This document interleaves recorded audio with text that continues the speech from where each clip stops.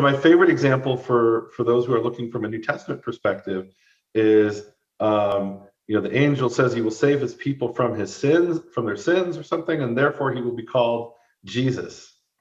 What? What's the connection? But every person reading in Hebrew knows that the name Jesus comes from Yeshua, which is short for Yehoshua. And what does Yehoshua mean, Rabbi Dr. David Mostert? So the idea of salvation, God will save, God has saved, or Yeshua by itself would be more of has been saved. Well, I mean, I understand Yeshua because Yeshua appears in the book of Nehemia as a short form of the name Yehoshua, right? It says in the book of Nehemia, Yeshua ben Nun. And then there's a high priest in Ezra, I believe it's in Ezra, who's called Yeshua ben Yotzadak, and in Zechariah is called Yehoshua ben Yehotzadak. So Yeshua is, from my perspective, just short for Yehoshua. And what does Yehoshua mean? Well, how would you break it down? Give us the breakdown of Yehoshua. Well, so it's it would be a hypocristicon, which is a fancy word of saying that it's a sentence that becomes a name. And so, ooh, I like that word, hypocristicon. Okay. Yeah, it's only in biblical studies because Semitic languages do this. Other languages don't do this.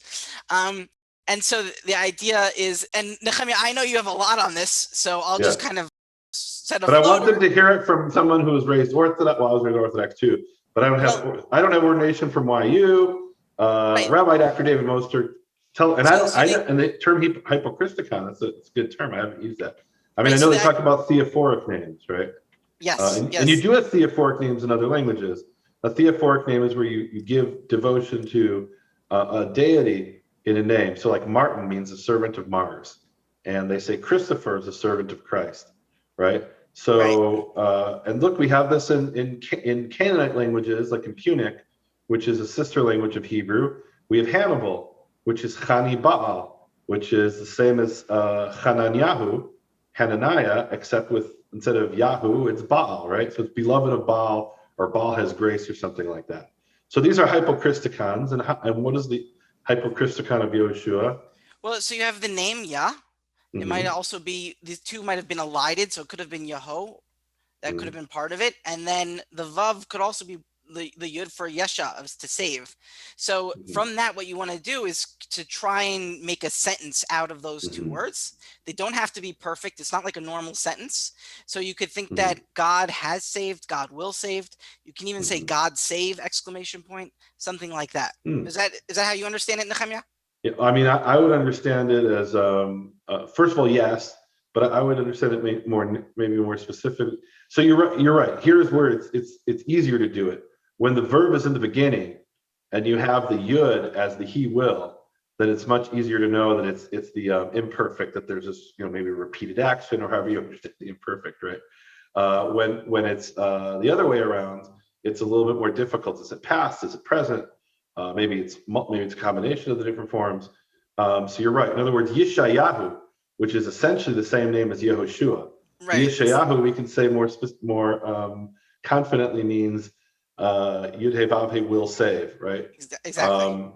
But even there, the root is part of the yud is part of the root. So maybe it's a bit complicated. But I'm like, my name Nehemia, you would say, is past tense. Yah has comforted. Right? Otherwise, it would have been Yenachemia or something like that, presumably. But you're right; they're not normal sentences, and it's kind of a mistake to treat them as normal sentences. And then sometimes it's not always. Sometimes the function within this hypocristicon of the name of the deity isn't always the same, right? Like Aviad means eternal father, right? So there, it's not even a verb, ad, right? It's I'm not sure it would be an adverb there, So you have the root, the verbal root, or some kind of a root, or some kind of a word combined with the name of a deity, and their relationship isn't always the same there.